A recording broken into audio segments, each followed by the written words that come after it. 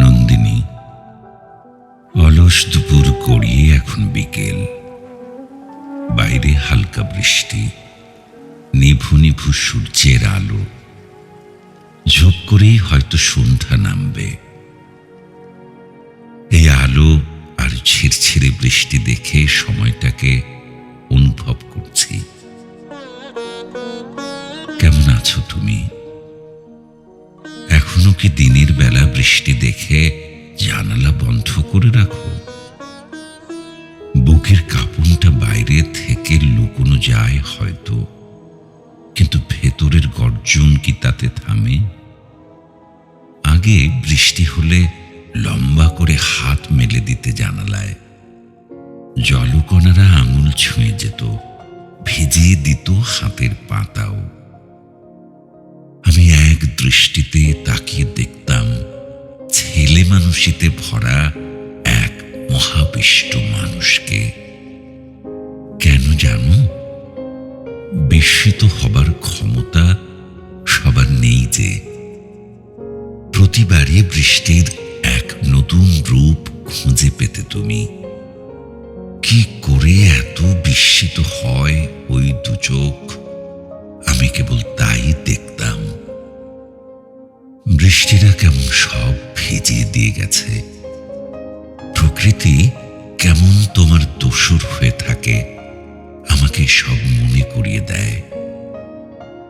এ বছরটাতে কদম দেখা হয়নি।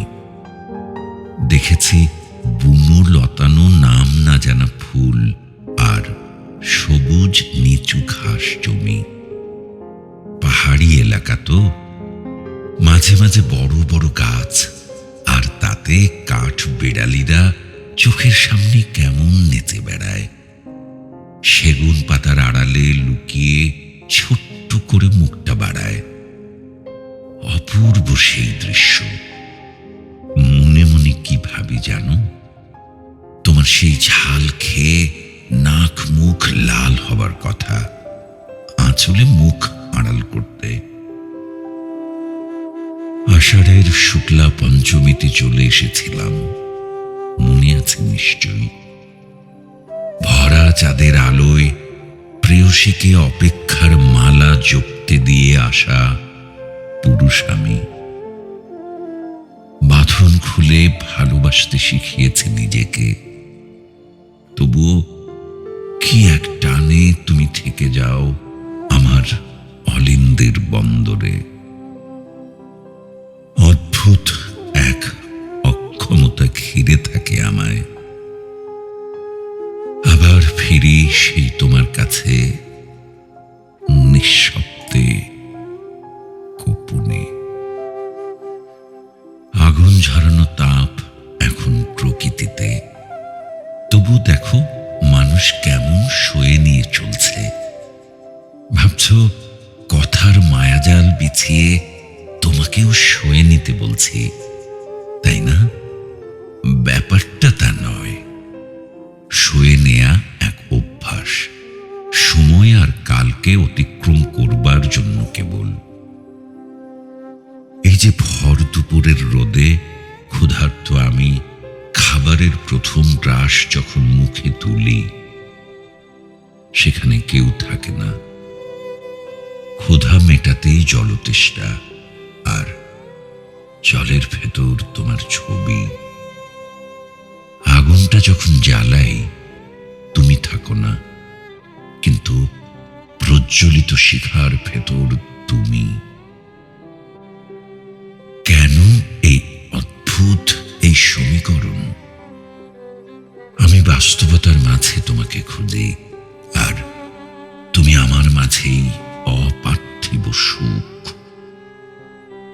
বিরহ ছাড়া তোমায় কি বা দিয়েছি বলো? দুরন্ত কিছু সময় পাশাপাশি বসে থাকা, আর হাতটা ধরে জ্যান্তব কিছু স্পর্শ। ভালোবাসার দীর্ঘ পথে তোমাকে দিয়ে এসেছি একাকিত্ব, রেখে এসেছি অপেক্ষায়। তবু তুমি আমাকে চাও,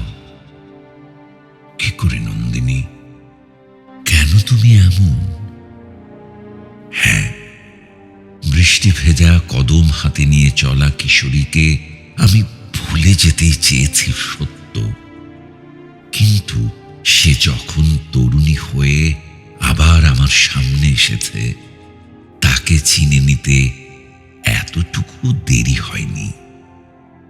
সেই চোখ তখন পরিণত মন আর শরীরের বাহন। আমিও ডুবেছিলাম গভীর করেই সেই কালো স্বচ্ছ মনিতে, যেন আজীবনের সব না পাওয়া এখানে আমার কাছে তুচ্ছ। আমার অলিন্দ জুড়ে বয়ে চলা রক্তের অম্লজান তুমি। যদি খুব গভীর রাতে আচমকা ঘুম ভেঙে কোনো নিঃশ্বাসের স্পর্শ পাও, বুঝে নিও আমি এসেছিলাম। সুদূর হতে এসে কেবল আমি তোমাকে ছুঁয়ে যেতে পারি। স্পর্শের বাইরের দূরত্বকে কে পারে এভাবে অতিক্রম করতে? আমরা পারি তো।